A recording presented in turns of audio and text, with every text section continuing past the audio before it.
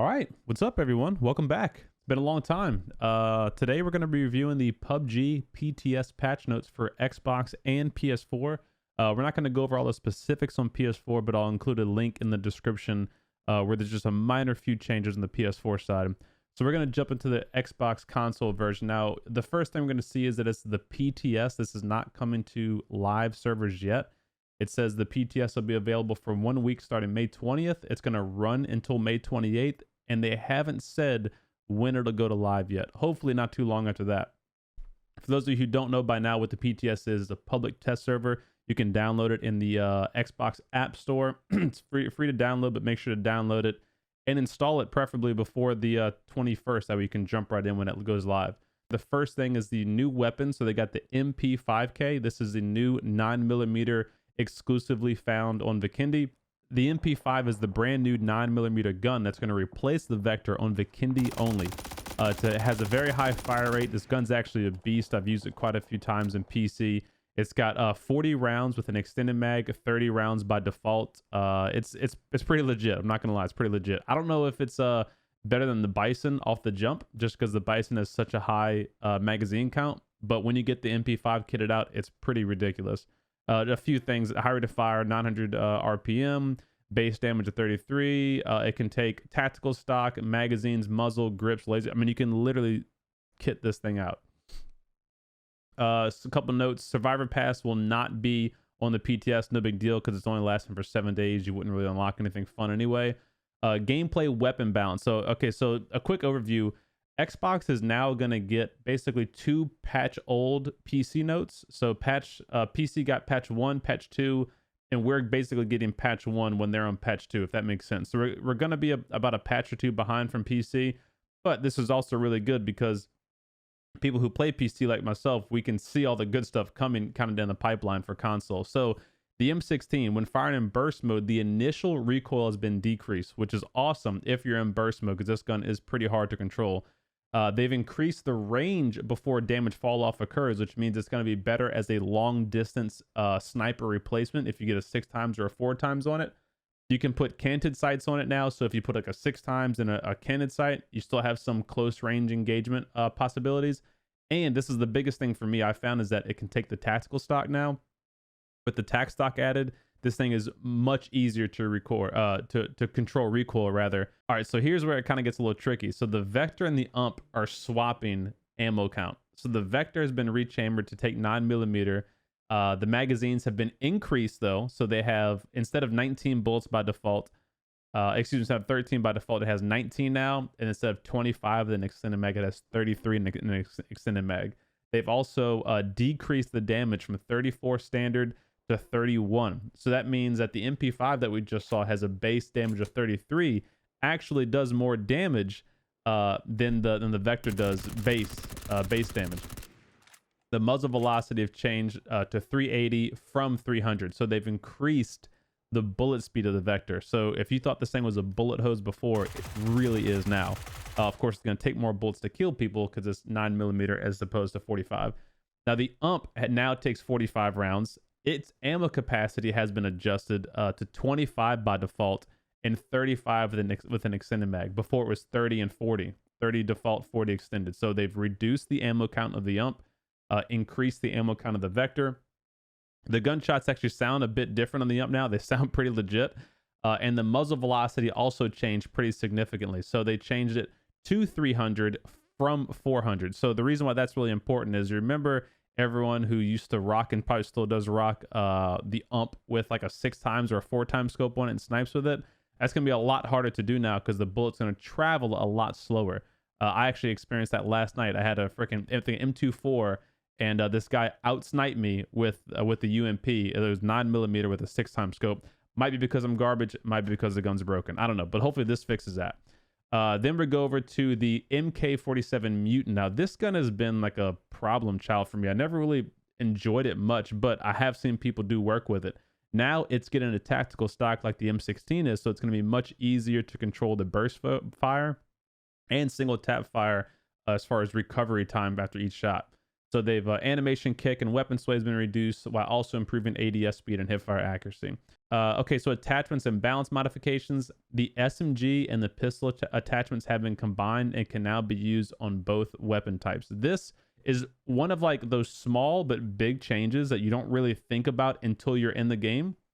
You know how many times you drop and like all you find is pistols and an extended SMG mag, or all you find is SMGs with pistol attachments? Well, now you can interchange those. So you can put an extended SMG mag on a pistol to get your pistol count up, vice versa. So it's not one of those things you're gonna be like, wow, this is awesome. But when you're in the game, it's gonna be one of those like nice quality of life improvements.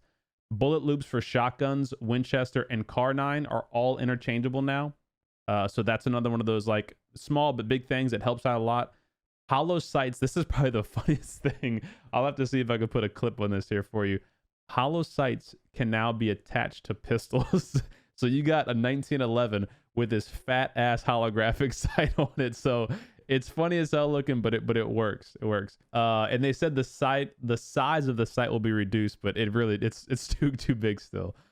Hit area damage multiplier changes. Okay, so this one is kind of controversial. They reversed this already on PC, but we're still going to get the old version, the non-reversed on console. So they increased the sniper rifle body shot damage from 110% to 150%. So what that means is the AWM can one-shot a full health level 2 vest wearing enemy. AWM one-shot in the chest, boom, they're done.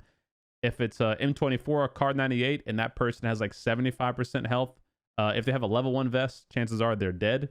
Level 2 vest, they probably will still survive, and level 3, they'll have very little to no health left.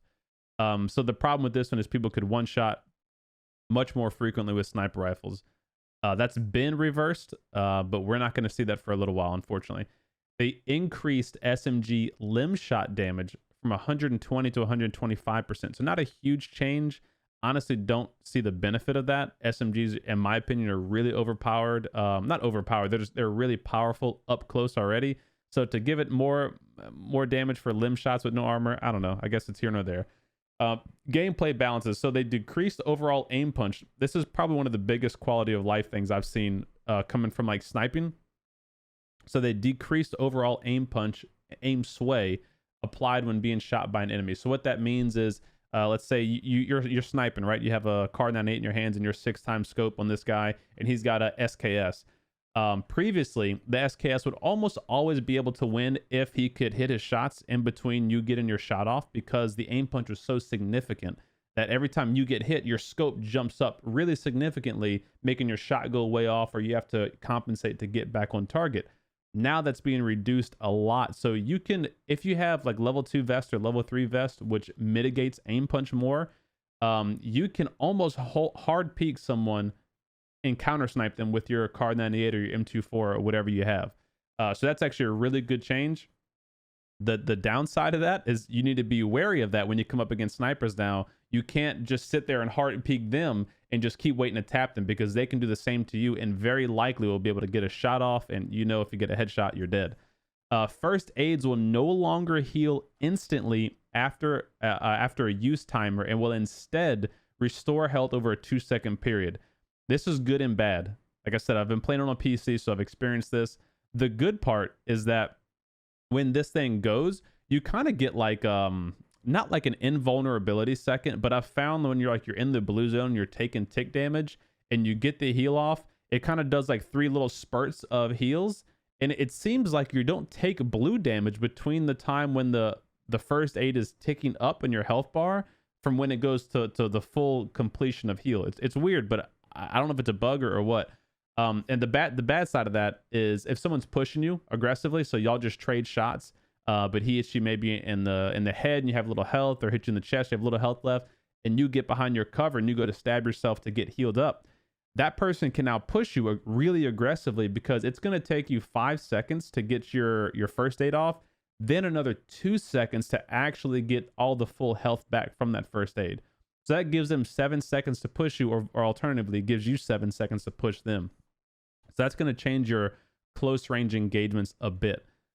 Vehicles now block players from receiving grenade damage with similar mechanisms used for other objects, although depending on grenade positioning and trajectory, damage can still be dealt to players hiding behind vehicles. So it's just saying that the grenades are supposed to work more evenly and consistent with like rocks and buildings and that kind of stuff.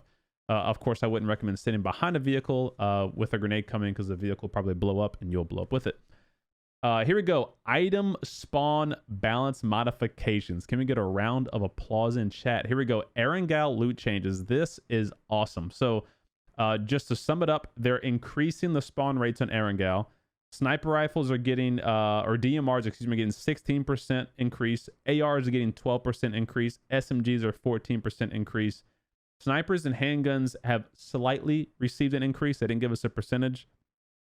But overall, what this means for you, the player, is Erangel is probably going to be your favorite map. I'm willing to bet Erangel is going to be your favorite map going forward. At least it has been for me since this update. So I think you guys will really enjoy it. So due to item changes in patch, including merging some attachments together, there's naturally a gap left in spawns. Okay, blah, blah, blah. Crosshair UI improvements for cannon sight, no big deal. It goes from a standard to a X to let you know you have a cannon sight. It's whatever. Movement rustling sounds. I think this is a bunch of crap. They basically made your character more what? It made your character louder. Your character's now more loud and running. You make little rustling sounds, like your backpack has keychains and shit that jiggles, your ammo jiggles around. It's stupid. So people can hear you now from a greater distance is what it seems, and you make more noise when you move, even when you move slowly. So I don't know. I guess it's good, but I personally don't care for it. UI changes, I'm not going to read that. That's whatever, blah, blah, blah. They've increased or unlocked emote customization, so you can see your different emotes and customize your wheel and all that kind of good stuff. So the maximum number of emotes you can use in game has changed from 8 to 12. Assuming they're going to put more emotes so you can buy to spend more money. Yay, PUBG. Performance, stuff you really care about. They optimized level streaming and improved loading speed of approximate buildings by 30 to 40%. I repeat, 30 to 40%. I don't know what that means. That's a large number, a large percentage. I don't know if that means only for Xbox One X people, only for SSD, for everyone. Who knows? But apparently this is going to help potato buildings being rendered faster. So that's good. That's good. Okay, bug fixes. There's a crap load of bug fixes. I'm not going to go through each one of these. We're already 13 minutes in. All right, guys, so that's a wrap on the PUBG PTS patch notes for Xbox. Again, the link for PS4 will be down below. If you have any questions about this patch note, please feel free to drop it in the comments below or come and talk to me live. I stream on twitch.tv/C_dome 5 days a week. Tuesday, Wednesday, Friday, Saturday, Sunday. Friday nights are typically community nights, so feel free to come on in and get some games in. I'm going to try to get a patch notes update for the PC review. If you also play PC, so look out for that. As always, guys, if you enjoyed the video, please give it a thumbs up. If you didn't, thumbs down. Be sure to subscribe for additional videos. Thank you for spending your time here going over the patch notes with me, and I'll see you guys in the next one.